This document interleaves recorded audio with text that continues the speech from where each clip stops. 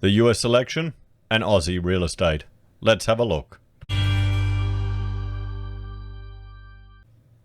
Hello everyone, Florian.heise here and welcome to another episode of HeiseSays. Grab your stein of coffee and let's have a look at this article from news.com.au which is discussing the US election and what the results will mean for Australian real estate.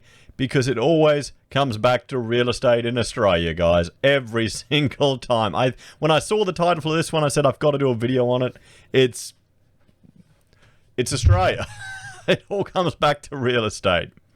So, Biden's win in the US elections is set to have a significant effect upon our property market, leading industry figures say, with one group as standout winners. So who are the standout winners going to be?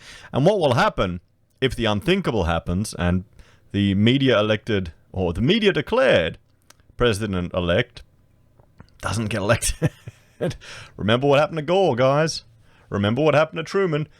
Anything could happen. Anything could happen. You know, we'll have to see it. At the very least, it's entertaining. For us, outside of the States, it's insane over there. I really appreciate our voting system here. So, Democrat Joe Biden's win in the US election is set to have a significant effect upon our property market according to leading industry figures, with one group standout winners. The certainty America and the globe now have about the next president in the White House is set to create a flow-on to Australia and other countries who often take the lead from the world's greatest economy. Democracy is a wonderful thing. The American people have spoken. The battle is now over, and we get on with business. First National Real Estate CEO Ray Ellis said. Well, to be brutally honest, I think a lot of people don't actually understand the process in America. That you vote, and then the Electoral College actually decides who wins. And we'll have to see what they decide. They could say, well, no, if evidence is provided. They could say, we don't quite know what's happening, say in Pennsylvania. It's not 100%, so we're just going to split down the middle. That could happen. That's why it's there. That's part of the reason why that exists. That mechanism is in place. So it'll be interesting to see. So, you may want to slow down a bit there, Ray. You may want to slow down a bit.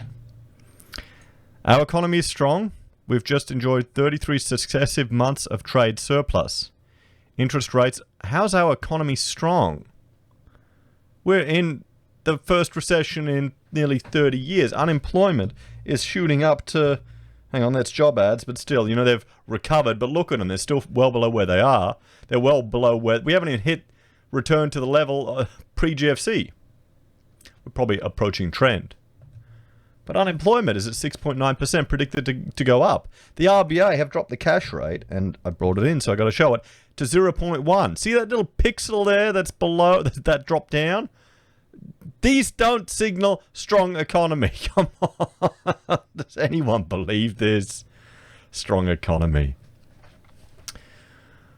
Interest rates are at record lows. That's a sign of desperation and will be for the next 3 to 4 years. So this is what Australians will be concentrating on. What about job security? Having low interest rates is meaningless if you don't have job security. We've always had a great trade relationship with the US and will continue, but the real issue for our market is the impact of the pandemic. Well, let's let's bring up the OEC to look at our relationship with the US, everyone. We'll jump over, I'll bring that here. There we go. Oops, I loaded up my software again. Yeah, I'm going to close this one, press the wrong button. vMix is a great package as well for streaming and editing stuff together, guys. I highly recommend it, by the way. Hashtag not sponsored, but if you're looking at doing YouTubing or streaming, it's really good. It's a great package. And it's Australian-made. Australian-made software. There you go. So that's why I bought the HD. There's a whole lot of versions of it. You can try it for free for like 60 days or a month or something. And I got the HD version, which isn't that expensive, really, if you're doing enough streaming. So here we have Australia, and the US is 3.92% of our exports. So, bigger than New Zealand, about a tenth of China. Not quite, but almost. Now, for our imports, we're getting 10% of them from the States. We're getting more than double that from China. So, okay, just bear that in mind, everyone. So, with travel curtailed, so too will be the activity on our real estate market created from expats returning and immigration, and that is a fair percentage. Oh, it certainly is. However, first home buyers have come back into the market with great enthusiasm, and that will continue now. The sector of the market recognizes the opportunity there for them. What the hell does that have to do with the election? You let me know in the comments. It won't replace the activity that immigration and expats bring, but it will greatly cushion it. For how long? Mr. Ellis also predicts Aussies will continue to expand on their homes, with Australia having successfully dealt with the pandemic, while many other countries continue to grapple with its health issues. Our tourism sector is completely gone. It's been decimated, everyone. Up the coast here of Queensland, and do I have that video here? Up the coast here of Queensland, we have just, you know what, I'll bring up this video that I've done. We've got a bankruptcy coastline at the moment, guys. You know? It's not looking good. So we'll look at, well, hang on. I'll just go here to videos. I did it recently. So it's a recent one here. Queensland, the bankruptcy coastline. You can have a look at that one, everyone. I mean, just up the coast, you can see all the red. That's just the, the growth in insolvencies and bankruptcies that's happening here. Our tourism sector is a big chunk of the economy. I'll bring it up. It's 60.8 billion. It's not happening. A lot of the universities are dependent on international students. They're gone. The home builder, that's going to run out in December. Now the question is, will they extend it or add a new program to it next year? Okay, are they going to try and wean us off these programs and government supports? That's the issue that we need to consider. But I wouldn't think it's all, happy days, happy times. Australian houses have become bigger and bigger over the past 30 years, he said. We've gone from wanting a pool to also wanting a home office and a home theatre. According to research released yesterday, Australians now have the biggest houses in the world. Yeah, he's right. I did a video on that. It's crazy. Particularly as an architect, I remember designing houses for people, and we don't do that many houses. In general, architects don't. Architects usually do luxury houses. Most houses are speckies. We as a practice, we do more commercial work. And when I was a student, I was working on a house for a dentist, and it was so big. He had a gymnasium the size of my apartment. It was just, he loved it though. Good on him. Eddie Law, chief executive of McGrath Estate Agents, believes that Mr. Biden winning the US election will be well received in Australia and internationally. Well, it's the status quo. It's just the status quo. That's the thing. You're just gonna, look at his team to go into the White House. It's all full of large corporates, huge corporates. So it makes you wonder why, the nutters were rioting and fighting so they could just get another old man establishment guy. So it's going to be a return to the 90s, guys. My one concern of it is the fact that I suspect Biden could be a little bit more of a warmonger than Trump because, as contrary to what the media will tell you, good old Trumpy, he's gotten several peace deals in the Middle East. He's normalized negotiation and discussion with North Korea, at least creating pathways to something in the future. But, there we go. It's just going to be more of the same, everyone. Maybe that's what people want. As global markets digest a change in direction for the US presidency, Biden's win will have a stabilizing effect on today's economic outlook, which in turn will encourage confidence among potential property buyers, he said. Will it? I mean, sure, the stock market in the US, let's jump over and have a look at that. It's going gangbusters right now, but that's got more to do with the Fed just printing, everyone. Let's have a look. Okay, the Dow Jones is at 29, S&P is at 35, the NASDAQ is 11.6. There you go, shooting up, down. So people are getting out of all these stay-at-home stocks, the tech stocks, and they're probably investing into things that are going to potentially get advantages of the economy opening back up. I mean, what about the thing? If Biden locks down the economy hard, wasn't that one of his proposals that he was going to do? Locks it down for another 4 months. What is that going to do to the US economy? What is that going to do to the global economy?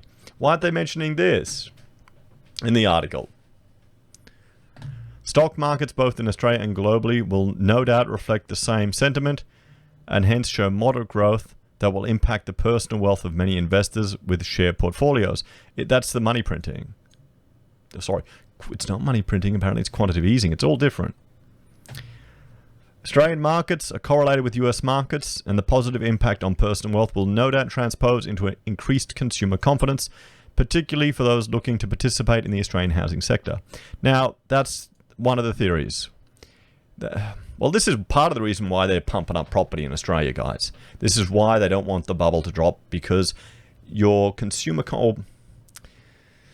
the wealth effect of property is much higher than the wealth effect of shares. So if your house goes up in value and you think, oh, wow, I made 30% on my house in a year, in 2 years. I'm a bloody genius. I deserve to go buy that new overlock or that computer or that car or that washing machine or this, that, or the other. That has more of an effect than shares. Here in Australia, at least, with our culture, that's been mentioned many times. So we'll see if it has that effect. One thing they're ignoring here, and not making any reference to, which I'm not surprised, is the increased shipping costs coming out of China and all the imports that are going to drive up our consumer goods and cost of living. That'll put a dent in consumer confidence. Importantly, global liquidity will prevail, and coupled with political certainty will mean interest rates will remain lower for a longer period. With these factors at play, Australians will remain confident to take on a mortgage to purchase a property. Now, I think that is the most likely thing. I think, frankly, that has nothing to do with the election in the States. What's going to happen? They tried to normalize rates before in the US. Wasn't possible. Now we're on a world of infinite QE, essentially. Infinite bond purchases. Are they ever going to be able to back out of it? It's not possible. It's a trap, guys. It's a trap. Think about it. If all this QE and low interest rates, it was also good for the economy. And if the economy is strong with all of this stuff in place, why don't we just do it all the time? Yeah, because it's not. Mr. Law also predicted that the Biden administration would most likely prove more conciliatory in terms of international relations and be less controversial overall with China. This may impact Australia's own diplomacy going forward and pave the way to resume both travel and trade. This would definitely prove positive for the demand side of the Australian property sector. The agency's CEO, Matt Lahoud, predicted an optimistic outcome. The whole world, including Australia, has been closely watching the US election. This is because US policy and its economic performance have a material impact on other economies around the world. The fact a result has been announced creates a level of certainty and hence stability. Then what would happen if there was a result? Well, see, this is the thing. It's a media result, guys. It's not actually been declared yet until the... Yeah. It's just the media predicting. It hasn't been... until the Electoral College announces it, it hasn't happened. There you go. So what will happen if the media's prediction turns out not to be correct? What do you think? Will that be unstable? How will the market respond to that? Will it even make a difference? Slightly less stimulus from Trump than from Biden? Seriously, what's the difference, really? I think it's just because, good old Trumpy, he's a little bit of an unknown factor with regards to the ruling class. Certainty and stability are two factors that affect consumer confidence and, as a result, the property market. And so does, kind of having a job. That's kind of an important thing here when you're going for a mortgage. Is that even mentioned? Now, an outcome in the US election has been formally declared. This creates greater stability globally and has a flow-on effect in Australia. An indicator of this is that both the US stock markets and the ASX have responded positively to the election outcome. In short, the announcement of the US election will have a positive flow-on effect to the Australian property market. Mr. Tiller, head of research and managing director of LJ Hooker, expects less trade friction to benefit Australia. The announcement that Joe Biden will be the next US president will not have a direct impact on Australian property markets. However, The conclusion of a long and hostile election will indirectly raise market confidence. Overall, Biden's approach to trade and domestic fiscal stimulus are two key areas to watch, as they will have the potential to have a positive knock-on effect for the Australian economy. It's fiscal stimulus, guys. Fiscal stimulus. And, you know, it's probably a return to the status norm. Return to normal. It's expected that Biden's foreign policy agenda won't be as combative and therefore should bring a de-escalation of some of these simmering trade wars. This will benefit Australian business, given these trade wars are some of Australia's largest trading partners. Well, we'll have to see. We'll have to see if that materializes. Because they're right. You know, we're highly dependent on China for a lot. Everyone. That's just the way it is.